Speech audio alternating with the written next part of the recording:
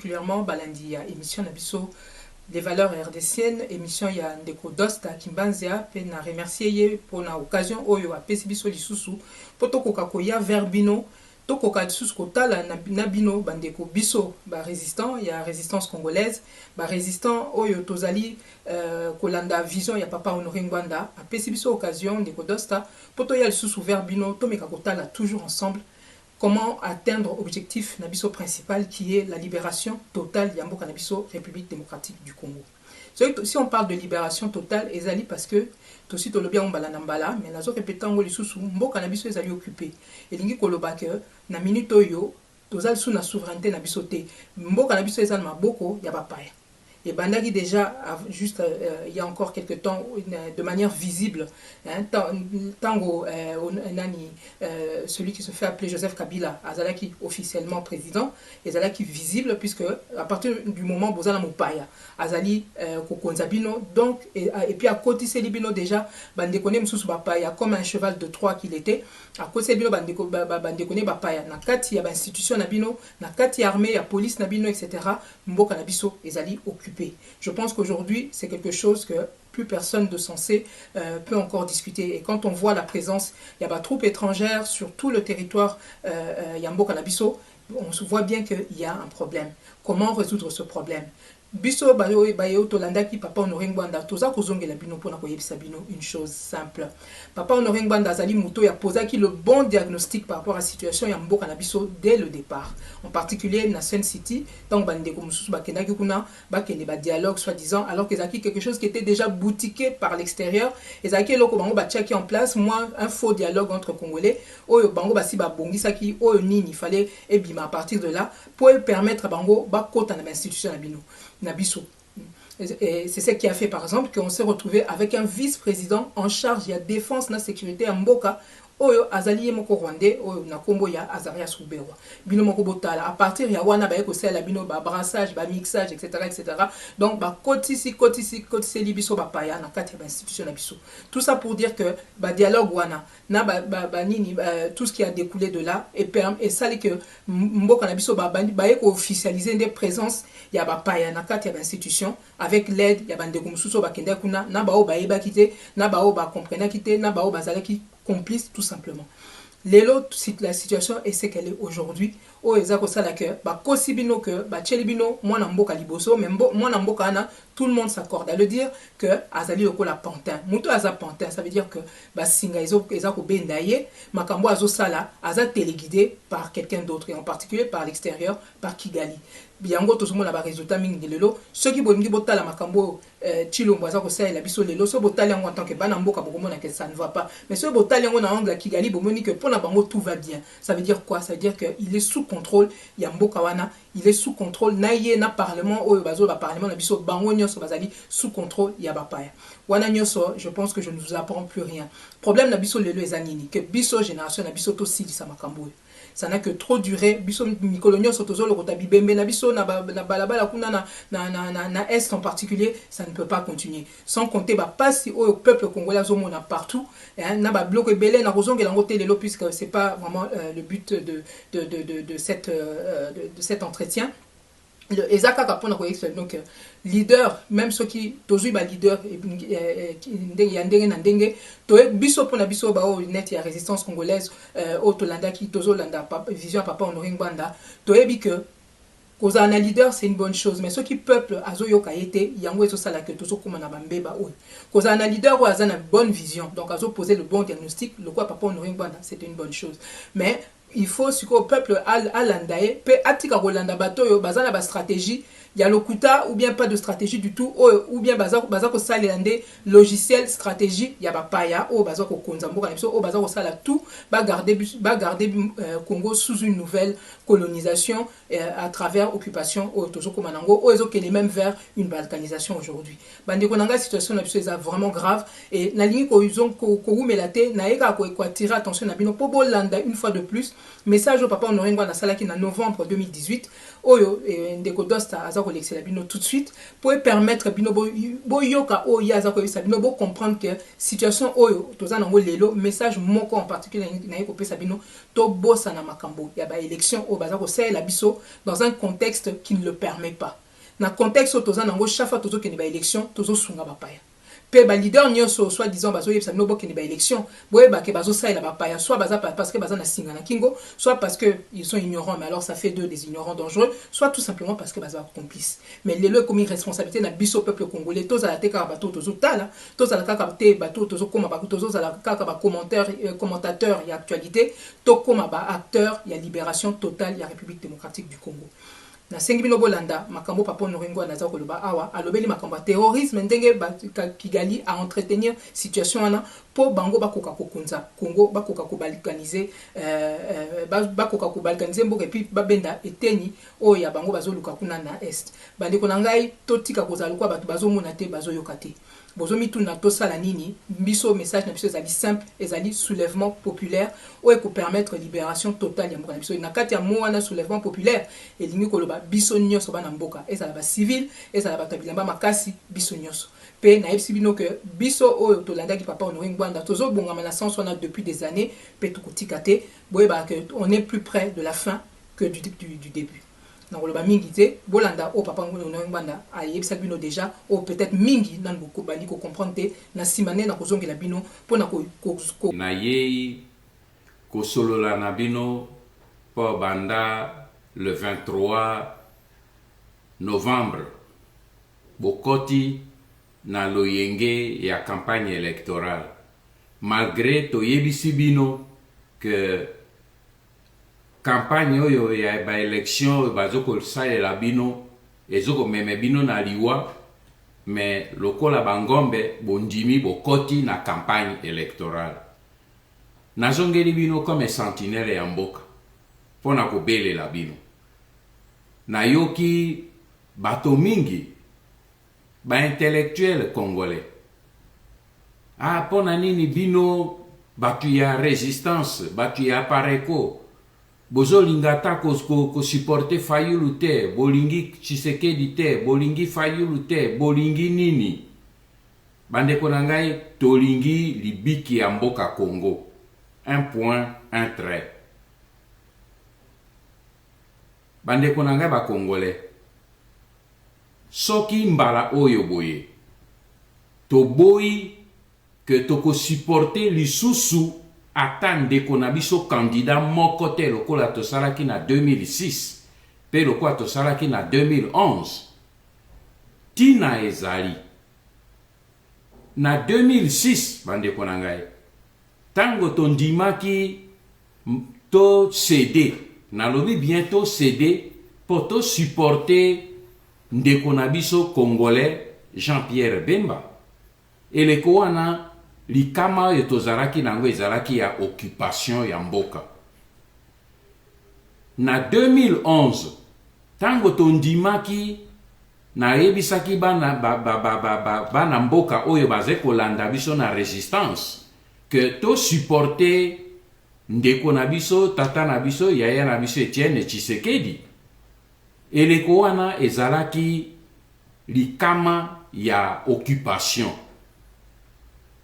tolobi tokende ata ti bakozwa bakolonga bakomono ke oyo biso tolobeli bango tozalaki na raison mais mbala oyo bandeko na ngai bamama na ngai batata na ngai bana na ngai bandeko na ngai mbala oyo ya 2018 oyo boye babengi bino na loyenge oyo soki na pesi consigne na bana patriote résistant nyonso ke mbala oyo toko supporter ata candidat moko te pe toko céder ata mokete na mayematali élection c'est parce que bandeko na ngai mbala oyo bo ezali lisusu combat contre l'occupation te parce que occupation ba rwandais basi balongi bataille ya occupation balongi yango po mboka ezali déjà occupé ezala sur le plan diplomatique Congolais azali sous na souveraineté te sur le plan politique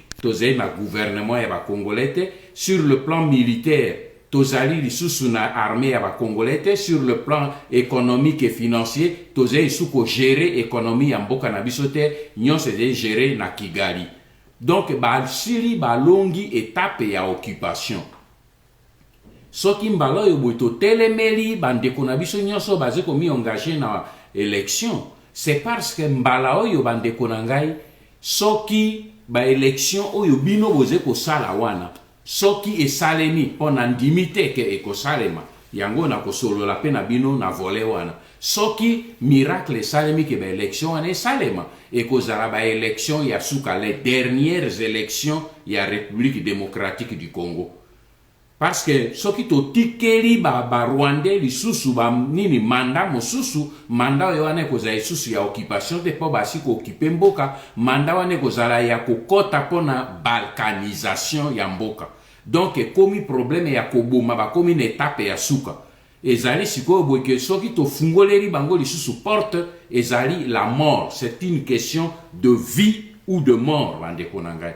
Ezali problème ya li sécurité, ezali problème de vie ou de mort. Tokoki lisusu kotike la bango passage te po bakota baba zwa lisusu manda mosusu po soki bazwi manda wana ezali pona koboma mboka na biso définitivement. Bandeko na ngai, élection oyo bozo kende kosala oyo boye bazo lengele bazo luka ba meme bino na yango na kati ya campagne ya loyenge boze nango boye bake ezali pire mabe koleka oyo ya 2006 na oyo ya 2011. Ezali mabe koleka pona nini parce que condition ata moko te bandeko na biso oyo bino zoloba ezala côté ya Fayulu, ezala côté ya Tshisekedi. Parce que kotangela ngai kombo ya Kamere te, Kamere na ba mosusu wa baze bapaya. Ngai naze komi adresser na bana mboka bazo sala erreur. Kamere ayebi mosala ya aze ko sala. Mais ngai naze komi adresser na bana mboka ezala Fayulu, ezala Félix Tshisekedi, bango banso bayebi ke bakolonga élection wana ata mokete. Même eta bango nyonso bazaki na unité esika bakei na Genève, bakolonga te bandeko na ngai. Bakoki kolonga te. Tala nazali na batu oyo bazali na kati ya système oyo ya bango kuna na CNI. Bato na ngai bazali na kati ya CNI, bandeko na biso ya ba Congolais o bazali na kati kuna na lobaka na bino baso bazali ba collaborateur ba patriote bazali na kati. Ba pesa kingai ba donner on ayaki ko pesa bino il y a 4 mois.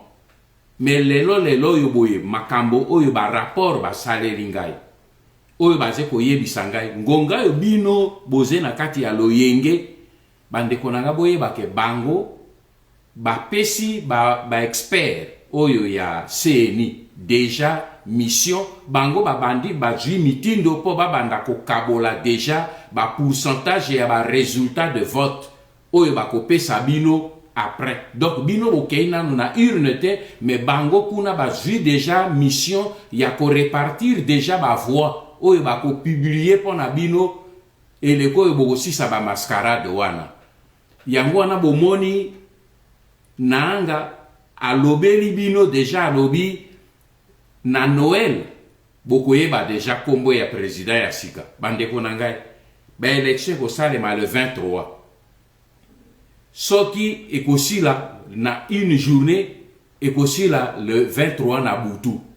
Donc le 24 na mboka ya biso ya la République démocratique du Congo na ba coin nyonso ya République bako réunir déjà ba résultat pe bako sala dépouillement nyonso ba réunir ba nyonso ya koma na centrale pe ba zwa nini kombo ya moto ya longi ba élection en 24 heures pour que na Noël boye ba déjà nini kombo ya président.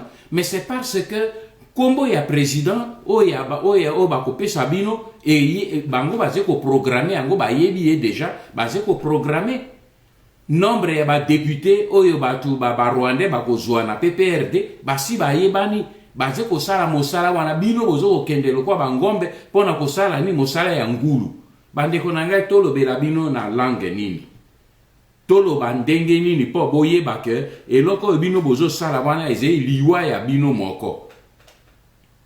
Omoni bangombe tango bamemeke bangombe na bamouton mpona kokende na bango na battoir, soki meme na mouton na ngombe soki ayebaka ke esika oyo boye bazomeme ngai oyo ezali mpo bakende na ngai na battoir, nakanisi mbele nini agriculteur moko éleveur moko akomaîtriser bangombe wana te, bakopanzana. Me bino boze batu boze bangombe te bazoyebisa bino ke nzela oyo bazomeme bino bazomema bino na liwa, bozozongela biso bino bolingi te boya nanu botika nanu bameka tomeka na bomeki na 2006 bomeki na 2011 yango nayebisi bino oyo ya 2018 eze susu ya komeka te. Soko bino bosali bolandi kaka batu wana bamemi bino bopesi batu oyo boye nini nzela po basala makambo baze kosala, eh bien tozangi mboka.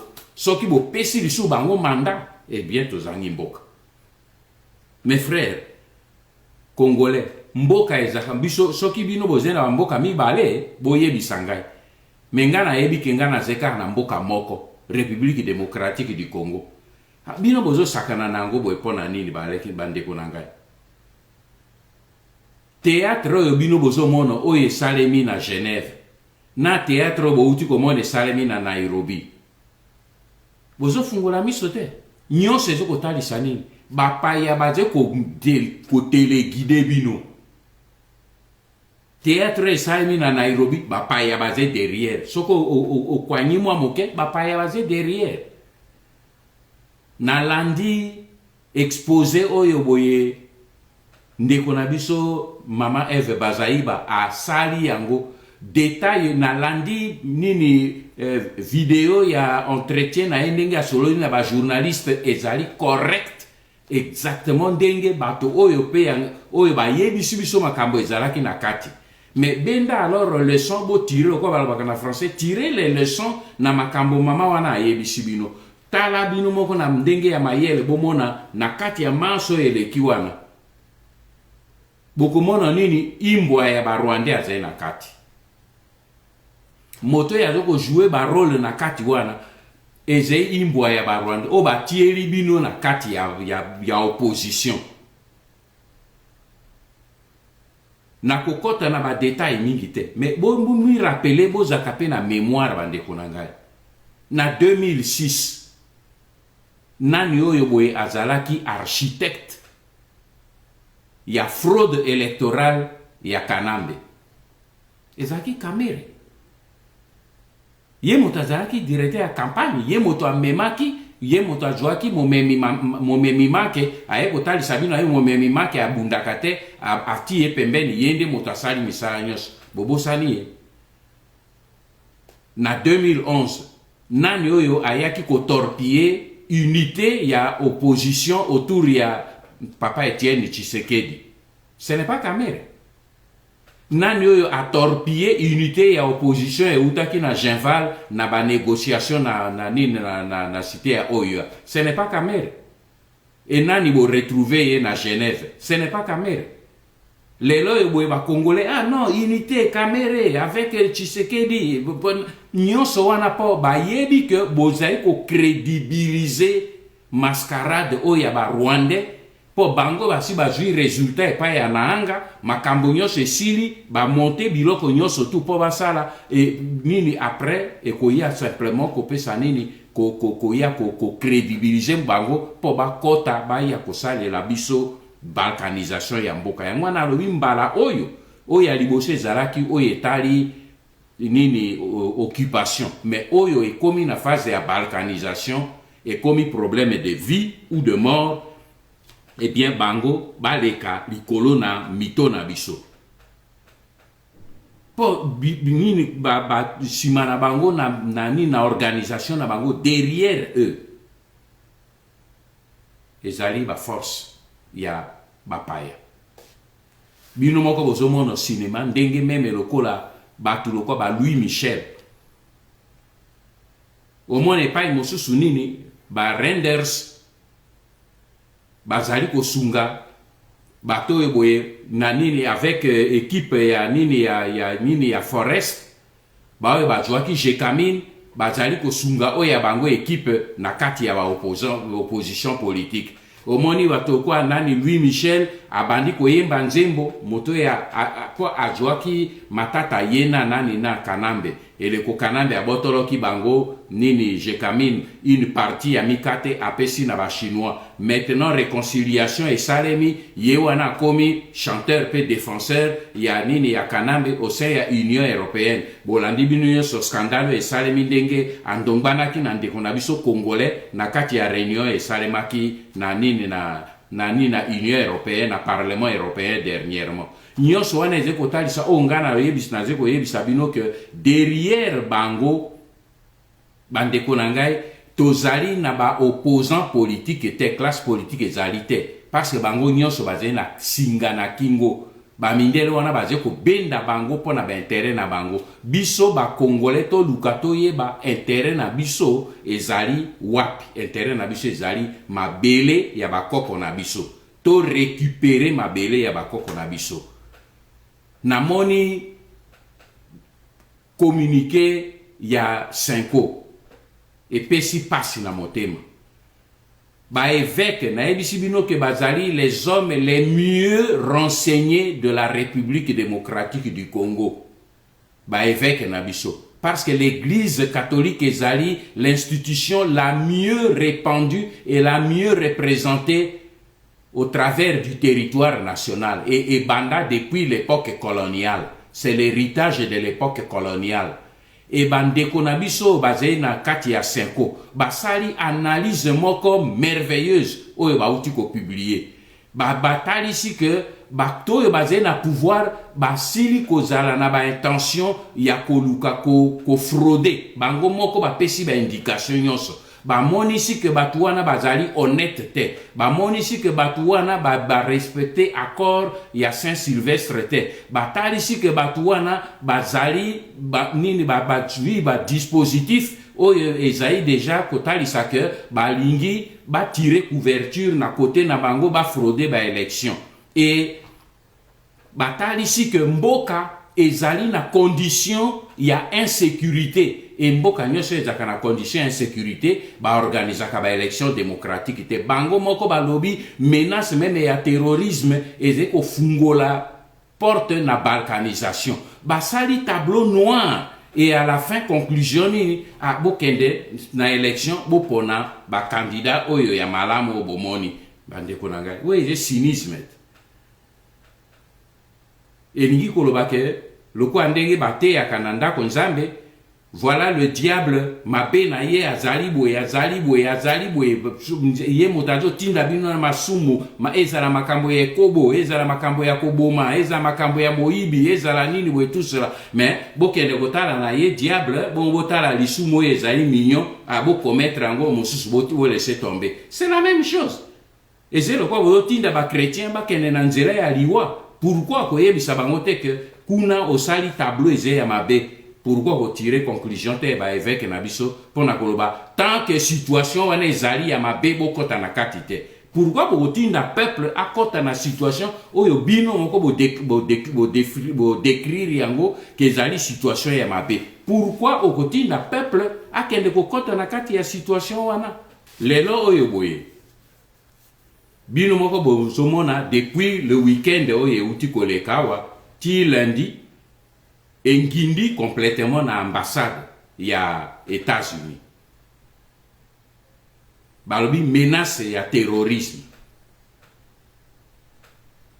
Ba soda na bango, ba avion na bango ekiti bipai na bipai, ba masuwa na bango ebandi ko bouger balobi situation ekomi mabe. Mais bandeko na ngai nyonso wana ezali biloko oyo ezali préparé et planifié par Kagame na Kanambe. Soki nazolo belabino mes frères nazolo bayango en connaissance de cause.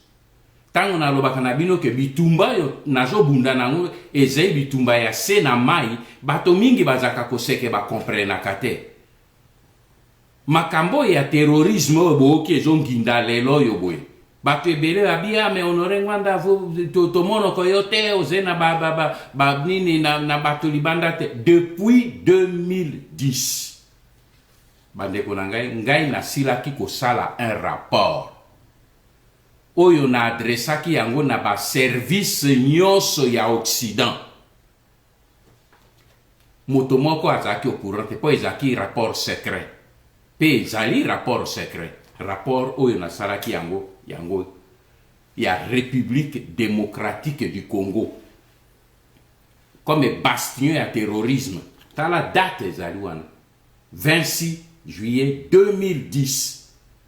Donc esali mbula mwambe oyo nasalaki rapport wana soko tali yango na adressé yango lokola ezali na nini na introduction à l'intention des gouvernements et services des pays concernés et préoccupés par la menace de paix dans le monde que constitue la République démocratique du Congo en tant qu'État voyou au centre de l'Afrique. Document produit par Honoré Ngana Nzambo Kouatumba, président national de la Pareco. Ce document n'a présenté un service. Document il y a 18 pages. Document on a na signalé bango ba service nyonso. Implantation ya réseau ya Al-Qaïda na Kinshasa pe na République démocratique du Congo au travers ya Congo futur. Ba service occidentaux ba saraki enquête ba confirmer ngai que ba indication nyonso pesi heureusement ezali sérieux ba bandaki ba enquête ba kangaki ba tuna bango pe ba retomber na yango wana lokola ezo ya kokwe ya mikolo yobo batu wana ba yebaki déjà depuis 2005 na ba réseau na bango na kati ya ba services occidentaux que Honoré Ngwana moto asalaki rapport wana ba tinga na kati ya nini ya cible na bango pona koluka ko frapper bato bo eleko bino bozo sakana pona nini aziko bimate azo yawa te pona nini et tout ça boze ko yebati na te ngai na koki ko bimana e bisabino te que voilà bo lelo na zo bisabino po ebimi libanda. Il y a 1 mois et demi na leka ki pona ko yebisabino comment batouana ba komi implanté ya ba terroriste wana bazali implanté na est na Beni et pa na biso bato bazo mener nini wana ezali Kanambe na Kagame ba komisi yango ezali instrument oyo bazo ko sala pona ko faire bouger ba situation au moni que nini ba élection oyo ka ba Rwandais ba lingi que esalema te po ba Rwandais ba lingi te que ba élection esalema mais ba comme ba koki ko paraître devant pression ya ba occidentaux te que bango batu baze ko créer ba situation bazo créer maintenant ba situation de tension oyo kozala dans la région pour que effectivement nini ba prolonger toujours nini glissement na bango et ba réussir balkanisation. Bandeko na ngai ezala élection ezala kotika bango lokwa bazai wana na ba transition, ce n'est pas la solution. La solution, c'est que le peuple doit se mettre ensemble pour bouter ces gens dehors au travers, il y a ce que nous appelons le soulèvement populaire. Parce que solution, mosu sezeite bande konanga. Tala bino bozali distrait, congolais. Bino za distrait. Tango bino, eleko eboye batuwana baze kosala makambo na bango bino za distrait. Na bengse botala nano 2 images. Image eleka ki derrière tango bino basali kuna na Kinshasa basali lancement ya campagne na bango campagne électorale tala bien ndenge bazali ba congolais nyonso balati ba costume et tout cela tala tenue ni Kanambe alataki tenue militaire. Est-ce que bakendeke ko inaugurer campagne électorale na tenue militaire ayebi que batu nyonso ba yepo na ko lancer campagne électorale. Tout le monde était en civil, cravate et tout, mais il est en tenue militaire. Ça ne vous dit rien, Congolais. Il faut, Rwandais, message sibyllin, pour que vous comprendre, que bino bozo sakana, mais bango bazo sakanate. Il y a une logique militaire. Deuxième image, tala akende qui dernièrement na Kisangani, pour na ko inaugurer nini formation ya ba bataillon ya ba utu o ya tiba ngona kati ya police nationale chef d'état aye aje ko saluer bato na nzela atomboli maboko veste na ye epanzani tala eloko nini eze na ceinture na ye revolver chef d'état revolver tala chemise na ye soko ozali na miso ya kotala moto oyo ayebi mosala okomona eloko eze na se na chemise neni aza okwa abandi zemi ezali zemi te tala ye bien ezali nini bagilet par bar atondisi na kati azali na mentalité mpe na état de guerre mwana ya rwandais wana mwana ya Adrien Kanambe azali na état de guerre bino bakongolais bozosakanaka tokei na élection maintenant alliance est telle et telle alliance est telle et telle mais ya aza kuna te bino bokoya kosutuka kaka ntango ye akokoma déjà bokomi par terre alors maintenant na bien non mais tata oyo boye azwi biso bobandi kolela mais bango basi bakomi mosika c'est pour ça bandeko na ngai mbala oyo tolobi résistance tokosala concession na politicien moko te oyo aze komeme peuple congolais na kati ya boyinga. C'est pour ça nalobi nakozongela bango babandi campagne biso pe tokokoto ya biso campagne ngai nakokanga monoko te po bolo bateke non oyebaki pe olobi te non nakokanga monoko te bandeko na ngai tokokende ti na suka parce que nini bato mingi naze koyoka nalobi bato biso tokotraite na batu ya oyo bakoti na processus électoral te soki bango eleko bakotuta motu na poto bakozongela biso yango wana naze koloba yo moto oyo oyebi kozali résistant soki kombo na yo ezali résistant bien ndeko na ngai tikala na kati ya résistance biso tokoki kosupporte mbala oyo boye que batu oyo boye bamemi peuple na 2006 na 2011 bamema lisusu peuple na biso na deuxième erreur te il faut tofungolisa miso ya peuple na biso baekai ekwea soki ozali olobi olingi okende kosola na osala baaccord na bato bazali na pouvoir tozali na kati ya démocratie kenda me tikela biso batu ya résistance to continue mosala ya résistance parce que ezali ngai oyo nazolobela bino bandeko baleki na ngai nayebisi bino je ne suis candidat en rien bokolimbisa ngai nakitaka na se mingi te mais nakofungola moke na esika wana mpo démobiliser barésistant te oyoka bato mosusu mingi oui apareko récupération et tout ça apareko en ce qui concerne la résistance la Pareco ne peut pas faire la récupération. Toujours sur la français. Récupération la français ni koloba yo motu obandi likambo na yo motu mosusu akotimbango ayeko kwakema po abotolo yango. Mais partout où il y a le combat de la résistance, nasi na pesa consigne na batonanga baba o balandinga nyoso baleki nyoso balandinga na lobi partout où bandeko nyoso bakotelema po na résistance kende ko rejoindre bango. Non, récupération politique. Honoré Ngwanda n'a pas besoin de récupération parce que Motu a bendi résistance. Motu a bandi résistance c'est à Pareco. Donc a bengi bino soki bandeko ba yesima oyoki oyokuna bandi résistance. Toko sungaye. Pour aye ko rejoindre masua ya résistance. Soki yo bandaki bongo biso toye po to récupérer là au récupération mais Honoré Ngwanda n'a pas besoin d'être connu. Bato mingi na nini na bino ozo salaka ba combat na ba Facebook na ba nini et tout ça. Mais dans tous les états-majors, Nathalie Sibino, ces documents, je les ai envoyés à tous les services des pays occidentaux. Soko koti ba chef d'état nyonso yo basé na pays occidentaux. Na ba cabinet na bango batu na bango basé na fiche ya Honoré bino boze bayebi bino te. Mais ngai bayebi ngai partout. Ce n'est pas par orgueil tonini non, à cause de ce que j'ai fait, à cause de ce que j'ai été. Bato nga na tindeli bango nini oboye bayebi quand ba so ba moni moto ya signé document bayebi que ce n'est pas n'importe qui moto wana to yebi ye. tozalaka na ye tosalaka na ye po misala onga na sala na bango bino boyebi yango te eze ko relever na secret d'état tina okufa na kolobela bino jamais.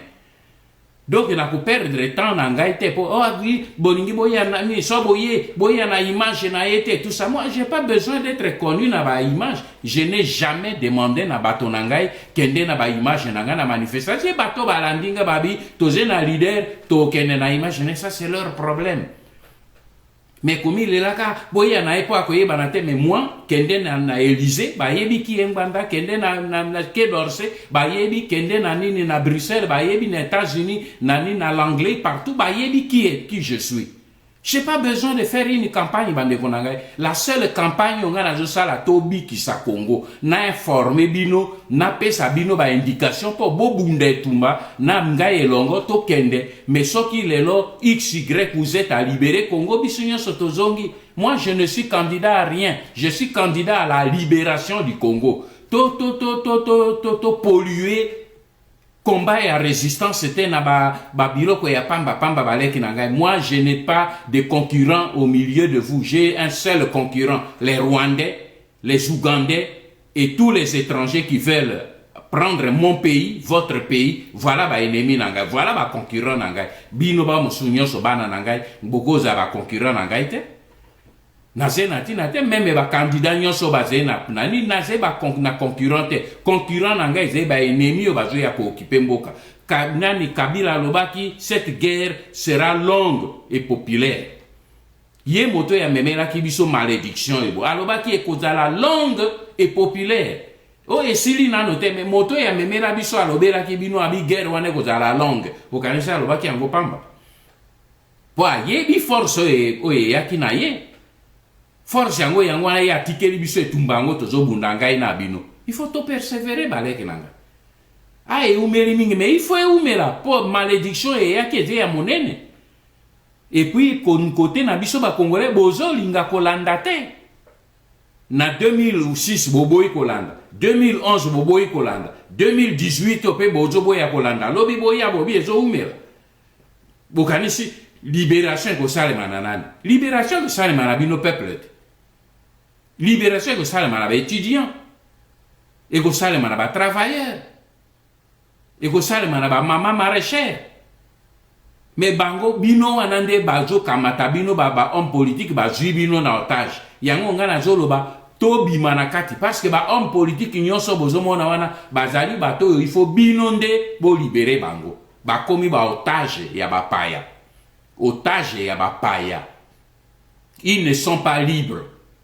Okomono balongwe ya baboye bakei Bruxelles balongwe bakei Genève bakei nini na Pretoria bakei Nairobi bakosisa Dakar bakosisa mokili mobimba ezangi ka basela bango fusée bakende na sanza pona okende ko se retrouver là-bas.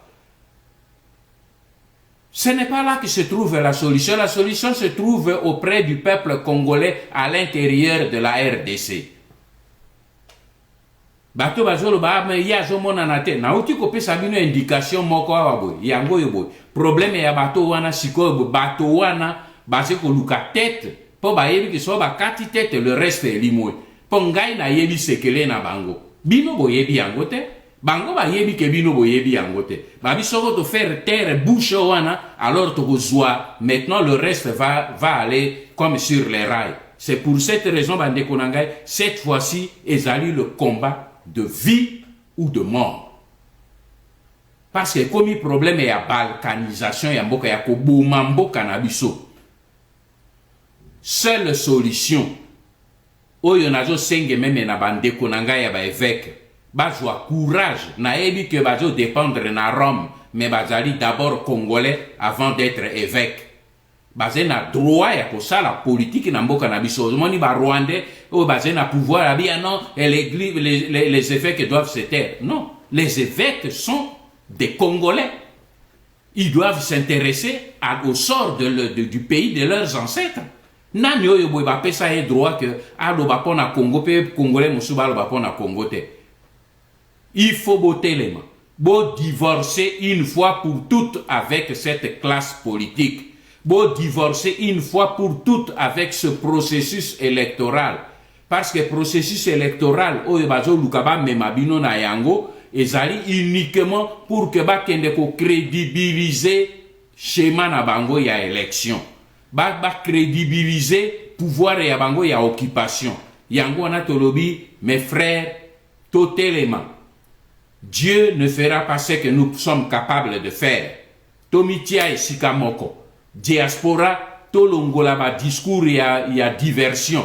Au moment dit Louis Michel, il est venu rencontrer la diaspora. On veut créer une entité diaspora pour étouffer la résistance. Ikel fait.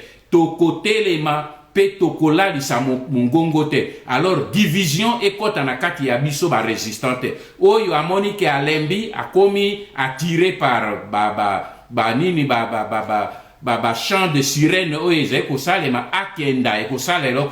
mais que les résistants s'identifient tous à liboke moko to mi opposé na système ya ba élection so qui élection on est ko salema ya solo to mi opposé to libérer ba homme politique on se désolidarisant na bango parce que un leader n'est leader que si les gens le suivent. So ki bino otiki kolanda bango force na bango isili po baya kozwa biso to obwaka bango te baya to sangana to sikolamboka pe Dieu nous aidera à libérer la terre de nos ancêtres. Je vous reviendrai, que Dieu vous bénisse. Ingeta.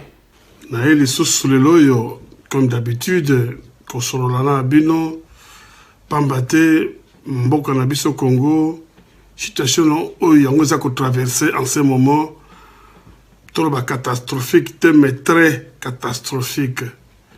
Donc, il y a une situation moko, soko totie molende te, na banzi, koume la sauce mingi te pour to regretter passivité na biso, to regretter de ne pas avoir fait le nécessaire pour te sauver en gros du naufrage. Parce qu'effectivement, chaque jour où ils ont koleka, Congo ils ont sombré. Peut-être que nous allons se rendre compte, mais mikoleka, mboko na biso Congo, ils ont kokenase. Mais nani a koki ko sauver mboka o ya biso Congo? Eh ben na Congo. Pour comprendre que moto sauver Congo, ils allaient yo Congolais, ils allaient yé Congolais. Ezali ngai congolais. Situation to vivre na Congo loyo. Eza situation bandi le lote to bandaki lobité. Ça fait des années que Congo eza ko croupir na misère yango za croupir le loyo. Pe ça fait des années que biso ba oyo tomi pesa mosala ya ko informer, ko mobiliser, ko conscientiser puis ko sensibiliser pour le peuple congolais. Tokosala mosala oyo. Mais motuna ezali pona nini toza ko décoller te. Pona nini toza ko atteindre l'objectif oyo to s'assigner kite pour ezana comme finalité libération ya Congo na biso. Parce que probablement tout ça commis soit d'abord biso moko sérieux tout ça s'appelle Congo comme bien commis biso banso au sérieux mais oyebi boyiba na Congo biloko mosusu ozana ngona baboko ko ba valeur na ngote mais mokolo kozanga yango ndeko yeba penza valeur eloko zaki ngona maboko mais tango mosusu je dis mais tango mosusu on va se rendre compte que c'est déjà trop tard. Mais le Congo, il y a l'imboka na biso et c'est le seul bien commun où toi on biso la Congolais. Donc en commun, si je peux aussi me répéter, tout ça là est fort. Tout bunda pour te défendre la seule et unique loco oyo toi on maboko. Totika kolanda ba discours mensonger. Il y a des politiciens na kati ya RDC wana ba discours à lokuta ba politiciens na kati ya Congo na baki mbaloto leka ba ko zabiso ko ba zoba na bango biso population je veux dire je me mets na kati ngai pe bako za solo ko bazo bana bango bako ba solo ko mosu de lo le ba solo ko mosu. Et pourtant politique y a question ya on le dit loko c'est-à-dire ça les promesses au réalisé yango. Même si on réalise à 100%, mais au moins, tout le monde a début exécution, et puis, plus de la moitié, il y a l'eau qu'on a, et ça l'exécuté. Peut-être parce qu'il y a une difficulté financière, et qu'on a câblé, ça nous pouvons comprendre. Mais les Léons à Congo, bien qu'on y les a caractérisés, pensa, Congo et Abisso, Koboma, Koiba, Kokosa, bien qu'ils ont caractérisé Congo, Misatouara. De la part de qui? De ceux qui, entre guillemets, ou entre parenthèses, bako diriger Bisso. Bango va aller à la base, il y a mensonge, il y a détournement, il y a vol, et tout ce que vous pouvez imaginer. Prenez une zone au baboué. Botala, bateau, il y a un pouvoir en 2019, je crois que c'est ça, oui, 2019, ou 18, décembre 2018. Il y a un pouvoir, balobi na biso balobi, il y a état de droit. Mais, Botala, en réalité, bateau, on a un fonctionner. Ils nous disent que bateau tient en place état de droit. Quand on parle d'état de droit, on parle d'une justice fonctionnelle. Mais est-ce que justice dans le Congo et ça peut fonctionner? La justice dans le Congo, on va faire quoi la justice va fonctionner? Mais est-ce que justice soit déjà fonctionner ou est-ce une simple étiquette? Car tout le monde est reconnu. Bateau Banso, Bazako détourné mon la Congo, Bazako kenda quelques jours dans la prison ou quelques mois, Simanango Babimi. À croire que Bami Pesanaki mot d'ordre, un mot d'ordre qui consiste à dire, voilà, Yiba, Mezala Makasi, n'a condamné quelques jours ou quelques mois à prison. Parce que tout le monde qui va kangi batroko la caméra,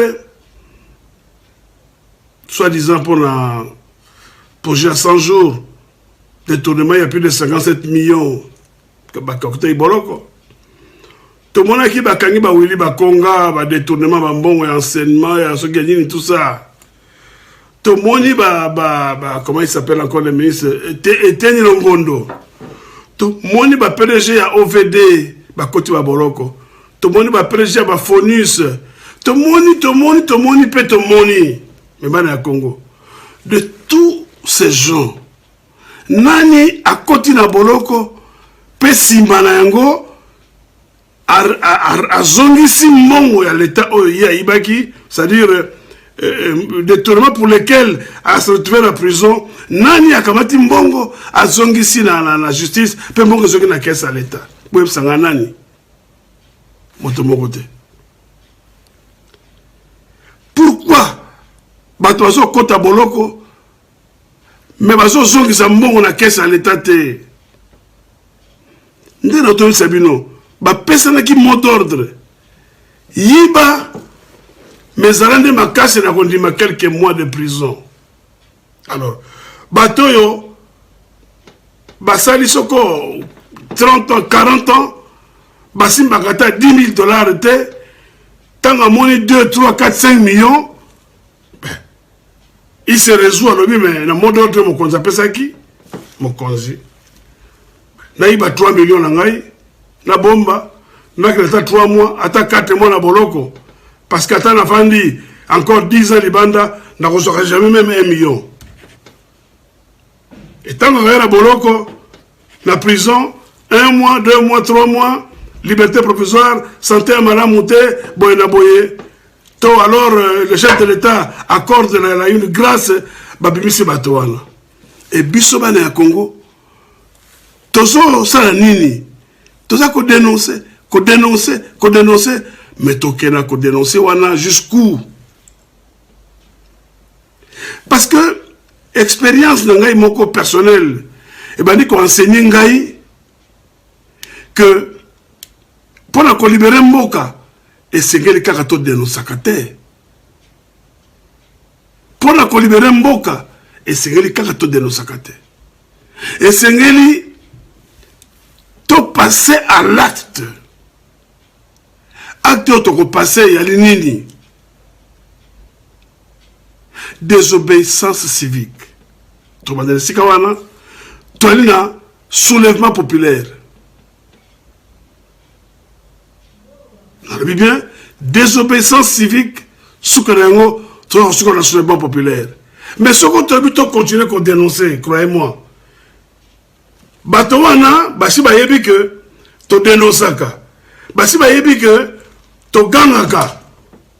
Mais toi, tu comprendre tout ça, mon côté. Donc, on va continuer. Pendant que nous nous crions, et ils continuent à voler. Ils continuent à nous appauvrir. Ils continuent à nous paupériser.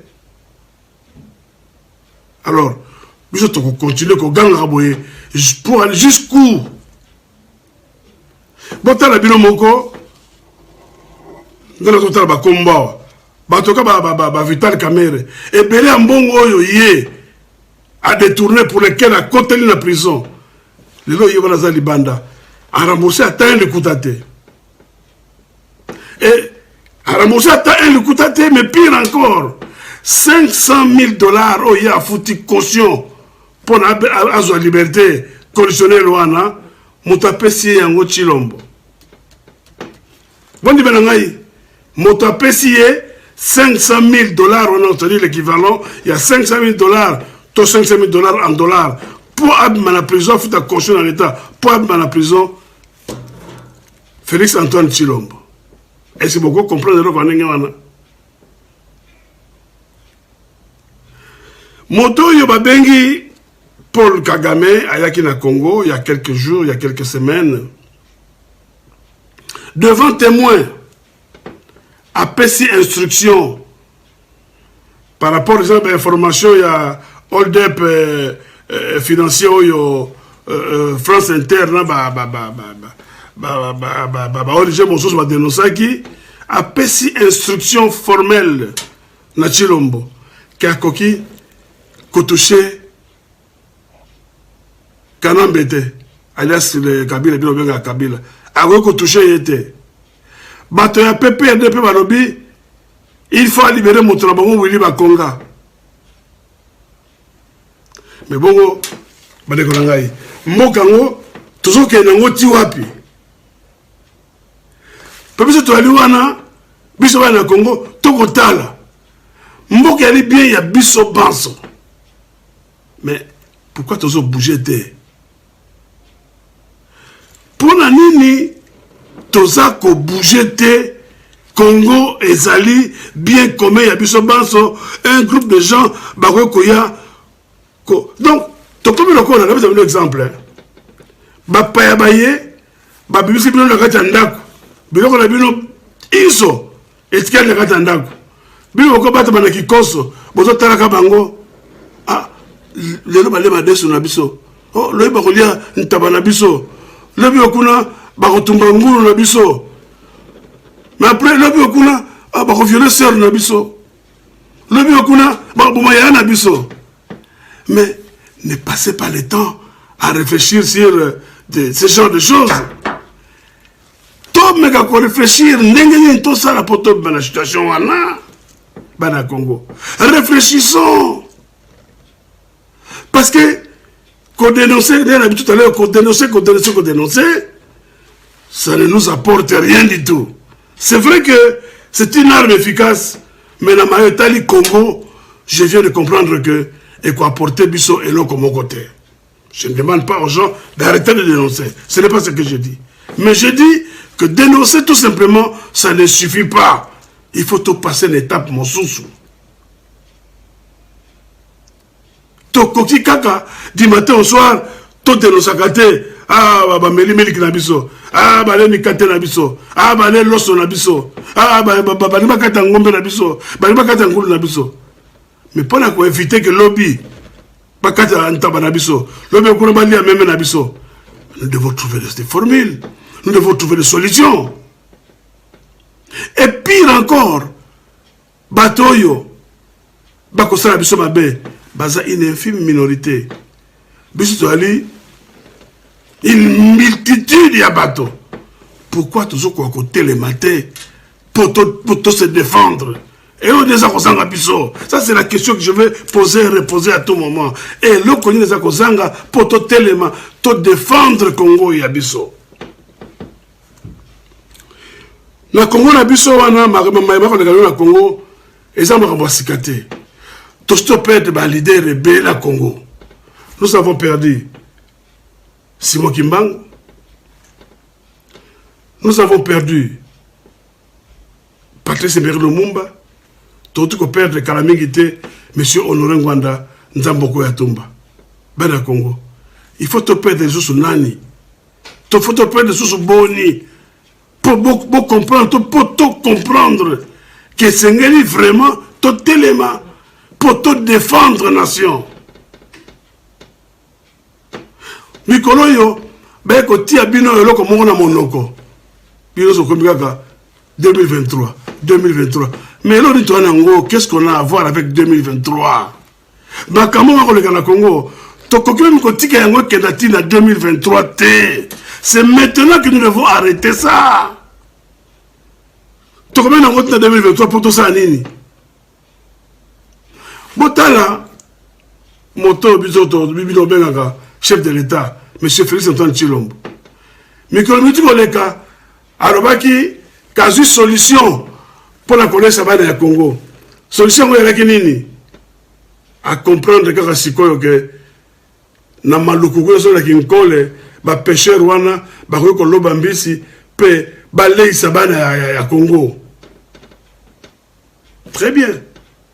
Alors, ce qu'on y a le but que on comprend le système que ceux qui bana ya kinkole wana o équipé bango ba ko lesa Congo na mbisi. Bongo ba mbiso ya ko proposer ko sala biso na ba Namibie wana poto ça na ngonini. Et bien là, biso na Congo na biso na Mwanda la banane à côté kuna au service de Kinkole. Pourquoi le chef de l'État il faut abongi sa tango avec le importer ba biso outra na Namibie, tu même pas condition de conservation na yangote, tu même pas condition dans lequel va pêcher yangote, so ko bataki ba kisi, so ko bataki ni pas ko récupérer to yebité. Bolingo qui va ngomba ko sasa soit disant parce que ma fête yako ya. Mais bana Congo. Dans tout ça, les dindons de la farce et ali nani et ali yo mwana Congo. Les dindons de la farce et ali yo moto ya kofuta masumu na makambo ya sala ya mabete et ça yo mwana Congo. Alors sikoyo ndako tuno motuna. Jusqu'à quand est-ce qu'on connaît que... Excusez-moi, je vais boire un peu d'eau.